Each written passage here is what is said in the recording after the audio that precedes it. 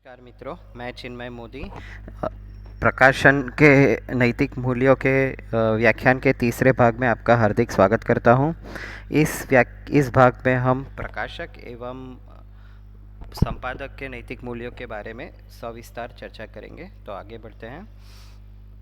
अगर हम प्रकाशक और संपादक की बात करें तो वो भी एक अच्छे प्रकाशन के लिए उतने ही उत्तरदायी हैं जितने उत्तरदायी संशोधक और लेखक होते हैं।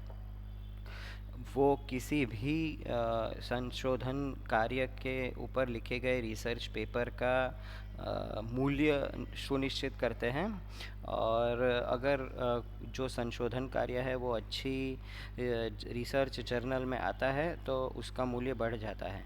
और एक अच्छी रिसर्च जर्नल अच्छी तभी बन पाती है या तभी कहलाई जाती है जब उसका संपादन और उसका प्रकाशन अच्छे से किया गया हो और वो ज़्यादा से ज़्यादा लोगों तक पहुंची हुई हो। और ज़्यादा से ज़्यादा लोगों तक पहुंचने वाली जो जर्नल्स होती है, मोटे तौर पे वो एक अच्छे प्रकाशन नीति और नीतिवत्ता वाले प्रकाशन के फलस्वरूप ही होता है। उनका कार्य क्या होता है, जो अभी हम सिर्फ बात करेंगे एडिटर्स यानी संपादकों की और रिव्यूअर्स।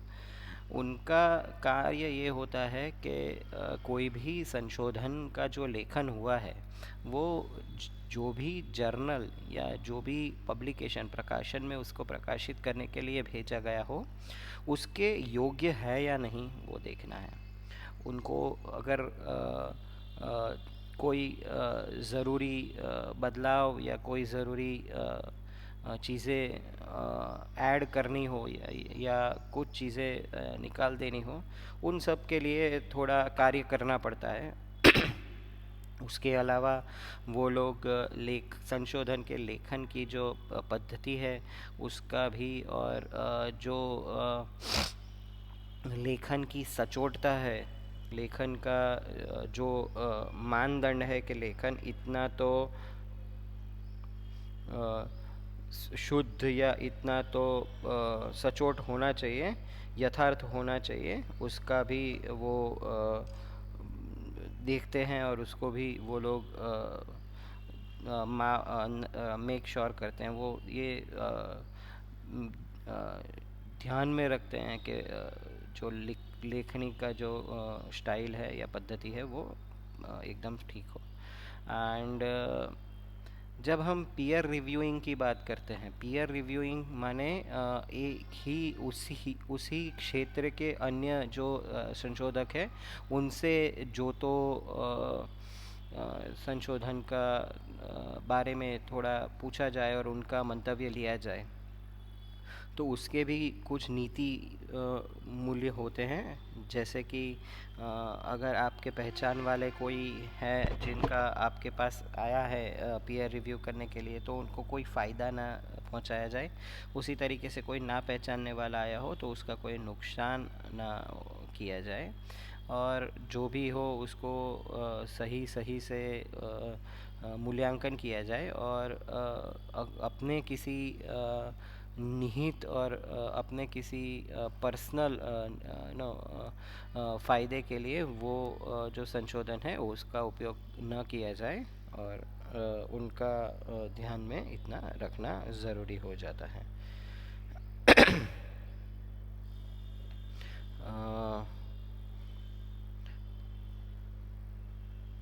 अभी आगे हम बात करते हैं प्रकाशकों के नैतिक मूल्यों के बारे में। प्रकाशकों के नैतिक मूल्य क्या है? प्रकाशन कार्य एक वो बहुत ही उम्दा और समाज के हित के लिए और समाज के फायदे के लिए किया गया कार्य है।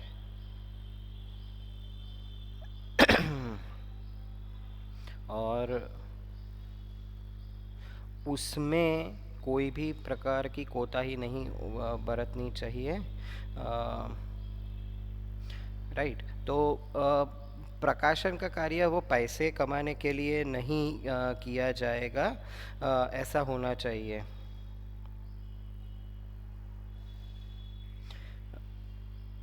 हकीकत में ये है कि प्रकाशन का कार्य है वो समाज तक ज्ञान को पहुंचाने के लिए किया जाना चाहिए। कोई भी ऐसा प्रकाशन जो समाज के लिए हितकारी है उसको कोई प्लेटफॉर्म मिलना ही चाहिए, और उसी तरीके से कोई भी ऐसा प्रकाशन है जो समाज के लिए हितकारी है वो किसी भी प्लेटफॉर्म पर से प्रकाशित नहीं ही होना चाहिए।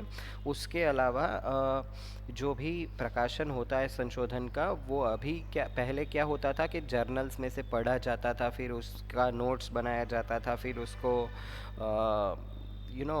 उसको लिटरेचर रिव्यू के लिए लिया जाता था।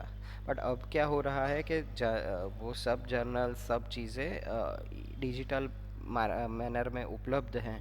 तो उससे ये बुरा हो रहा है या ये तकलीफ़ हो रहा है कि जो प्लेजरिज्म है, साहित्य चोरी, बहुत ही आसान हो गया है।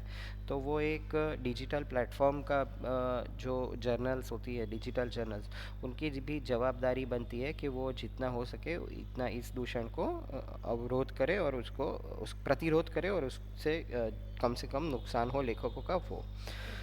उसके अलावा जो कंटेंट है, जो संशोधन का लेखन किया गया है, उसका भी क्वालिटी, उसका भी गुणवत्ता अच्छी होनी चाहिए, वो भी इनको प्रकाशकों को देखना पड़ेगा। उसके अलावा जो उनके एक मानदंड है निश्चित सुनिश्चित किए हुए पहले से ही, उसके अनुसार ही सब चीज़ होनी चाहिए। उसके अनुसार ही ये जो लेखनी है वो संशोधन वो सब होना चाहिए। तो ये भी एक ज़रूरी चीज़ बन जाता है। और उनको गलत शलत अपने इंडेक्स के बारे में और अपने पब्लिकेशन के बारे में जाहिरात करने से भी, प्रचार करने से भी खुद को रोकना चाहिए। ऐसी बहुत सारी जर्नल्स है अभी इंटरनेट पे कि जो ठीक नहीं है, और वहाँ पे अगर आप अपना कंटेंट, अपना संशोधन प्रकाशित करते हो तो उससे कुछ ना आपको फ़ायदा होता है संशोधक को, ना समाज को फ़ायदा होता है। तो ऐसे कैसे समझे कि ये सारी जो है वो फेक जर्नल्स हैं? सबसे पहले कुछ लक्षण हैं ये जो हमने नोट किए हैं। अनस्ट्रक्चर्ड वेब पेज, उसका जो वेब पेज होता है वो ठीक डिज़ाइन नहीं होता, उसमें बहुत सारी गलतियाँ होती है। जैसे कि आप किसी हाइपर लिंक पे अगर क्लिक करते हो तो वहाँ वो आपको कहीं और ही ले जाता है, और ये ऐसी गलतियाँ होती रहती है क्योंकि उन्होंने एकदम बेसिक लेवल का ही काम किया होता है, क्योंकि उनका जो ध्येय है वो वही है कि पेपर लो और पब्लिकेशन करवा के पैसे कमाओ। ऑथर्स को अट्रैक्ट करने के लिए, जो संशोधक हैं उनको अट्रैक्ट करने के लिए, उनको आकर्षित करने के लिए जाहिरात भी किए जाते हैं। फिर इंडेक्स कोपरनिकस वैल्यू भी बहुत गलत तरीके से प्रमोट की गई होती है। एकदम तत्काल प्रकाशन की प्रॉमिस की जाती है, उसको समझ लो कि ये पॉसिबल ही नहीं है कि इतना जल्दी कोई प्रकाशन हो पाए। रिट्रैक्शन की पॉलिसी नहीं होती है, ओपन एक्सेस की पॉलिसी नहीं होती है, और वो लोग मैन्यूस्क्रिप्ट हैंडलिंग चार्ज के नाम पे बहुत कई बार कम रकम लेते हैं, पर लेते हैं। और उससे क्या होता है कि आप समझ सकते हो कि नहीं, ये एक गलत प्रकार की जर्नल हैं। तो ये जो है वो सारे एक गलत जर्नल के उदाहरण हैं। आगे के भाग में हम COP के बारे में चर्चा करेंगे। धन्यवाद।